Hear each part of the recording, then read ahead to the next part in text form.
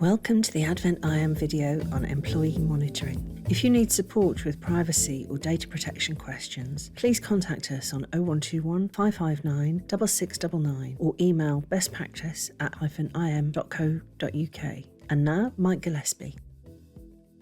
Some of the areas we're going to be looking at include the reasons you may start monitoring, for example, tracking employee behaviour, disciplinary offences, compliance with statutory requirements, looking at people needing to take breaks, for example long distance driving.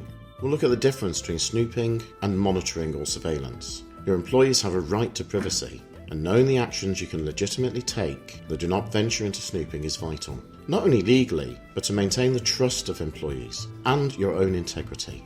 How is monitoring affected by the Data Protection Act, and what are the ICO guidelines? Legal requirements about how monitoring software can be used are quite clear. Make sure you are familiar with them.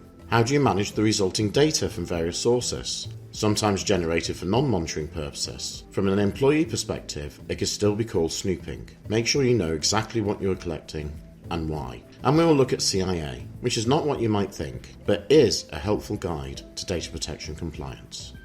So, there are a range of reasons management may decide to monitor employees, such as checking on the quality or the quantity of the work done, to protect employees from harm, or to meet regulatory obligations. Monitoring might also be seen as an important part of the security measures needed to protect information. There are also a wide range of means with which to carry out monitoring. Some of these areas may not be considered monitoring in the classic sense, but are in fact just that. It doesn't matter whether or not an organisation is acting upon the resulting data, in or through HR, or associated channels, it can still be classed as monitoring. Monitoring can include monitoring phone usage and recording calls, inbound or outbound, the use of camera surveillance, including wearable technology, or cameras being placed in the cabs of vehicles, being able to access webcams on mobile devices, and screenshot grabbing of people's screens, technologies for monitoring timekeeping and access control, keystroke monitoring to track, capture and log keyboard activity, which monitor when users log onto systems or how they spend their time once they are online, tracking internet activity, body-worn devices that track the location of workers, or devices that are placed in vehicles to track their locations. And that's not an extensive list. There are plenty of other technologies out there as well. In fact, the range of technologies available to employers for monitoring has changed quickly over the years and will continue to evolve both in scale and sophistication. So it's absolutely vital that organisations continually revisit and review their practices. There may be a desire to use the results of monitoring for disciplinary matters, such as excessive personal use of phones or the internet, or using work devices to view inappropriate content. There are a range of inappropriate behaviours, both on and offline,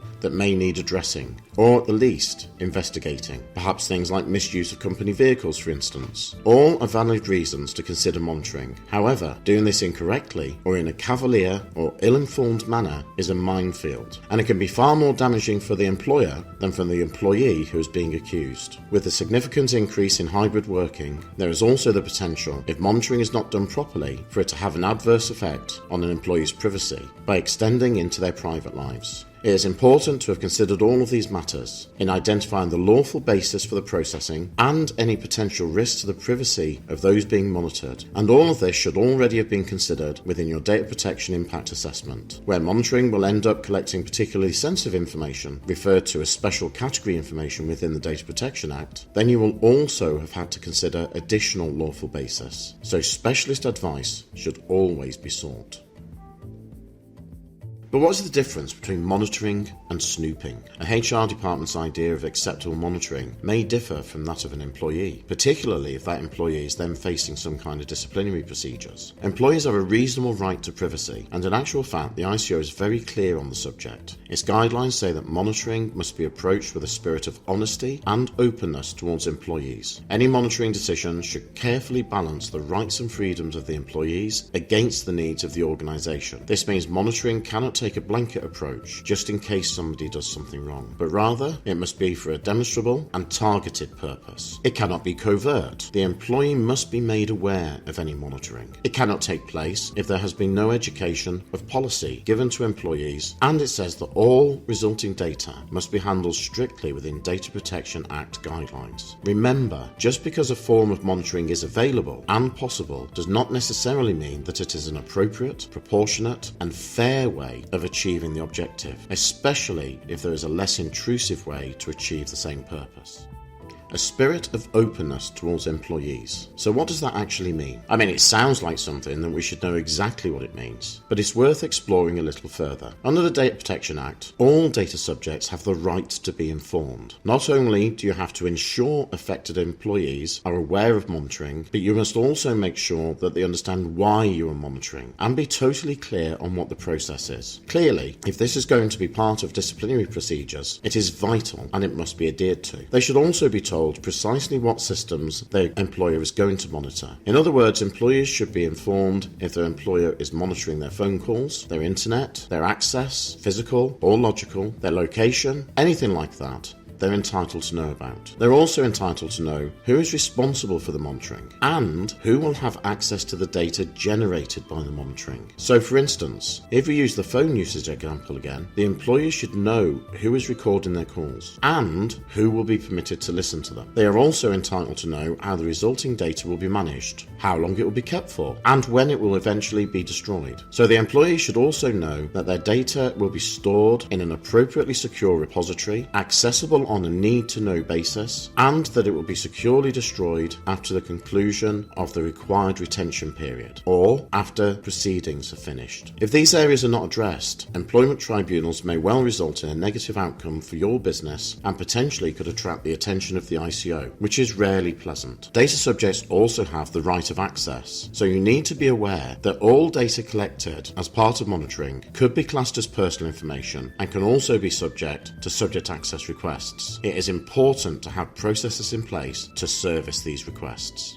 So let's have a think about some examples of handling data that's been collected on individuals during monitoring. Maybe it's going to be used for disciplinary purposes. So for example, consider the figure of the IT manager. The data that has been collected on an individual in this example may have been door entry data, timesheets, CCTV footage, tachograph data, internet activity, and recording of phone calls. Is it appropriate for the IT manager to collect this data? Or let's put the question another way. As many of these will be IT systems, it may be appropriate on a functional level for the IT manager to be collecting this data. However, in the spirit of data protection, would it be appropriate for the IT manager to be accessing the data once it's been collected? No, it is not. And I'm sure that is how the ICO would view it as well. The IT manager is not an appropriate person to be reviewing this information unless he's reviewing it as a line manager when looking at the behaviours and performances of his own people. To make sense of how the situation should in fact be handled, we need to discuss CIA.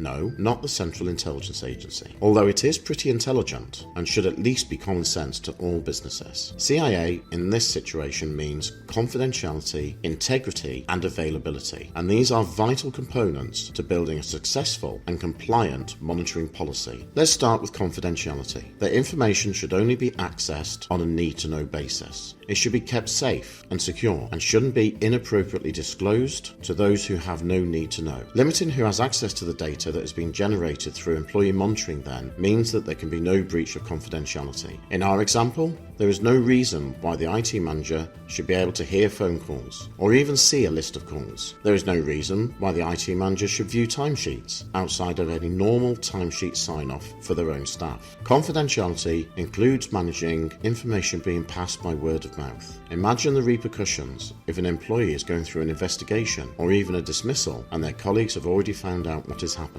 And then integrity. The information should be accurate, up to date, trustworthy, that we can act on it with confidence. Authentic and complete data. It sounds obvious, doesn't it? So the data needs to be correct so that we can trust it and rely upon it. So for instance, if documents have been created and someone else is making copies of them, a newer version may exist which completely negates the content of the original. Version control is one way around managing integrity. If what we're talking about here is somebody's potential future, their livelihood, it becomes even more vital that this aspect of security is being strictly observed. And availability. Can the person who is is supposed to be seeing the data see it, when and how they need to see it. Again, sounds obvious, doesn't it? Again, imagine here, the IT manager has saved a huge amount of data relating to our invented disciplinary case. However, the IT area of the network is not available to non-IT staff, and the IT manager has now gone to Portugal, leaving the key data for the monitoring safely hidden away, but also inaccessible. Point 1, the data is no longer accessible. Point 2, if someone else from IT were to access this data in order to help out management, say for a disciplinary hearing, we could be compromising our confidentiality. So again, the employee would have good cause for complaint. When it comes to CIA, wrong,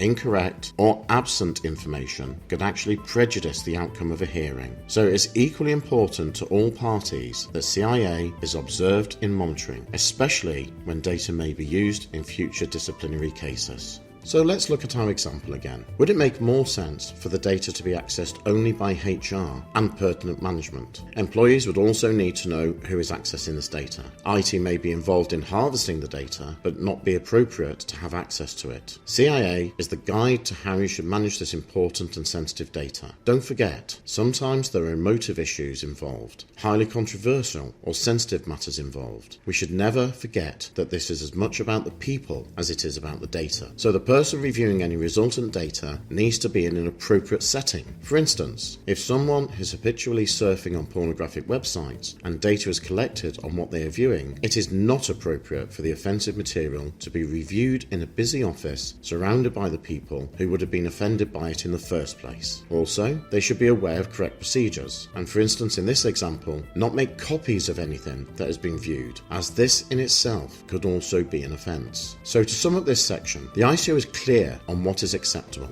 CIA provides an excellent framework to hang the process on. It may well be appropriate for someone to collect data but not be permitted to access it. If you want to read more about the ICO guidelines on employee monitoring, you can find it in the place indicated on screen now. Here you'll find the up-to-date ICO guidance on monitoring at work.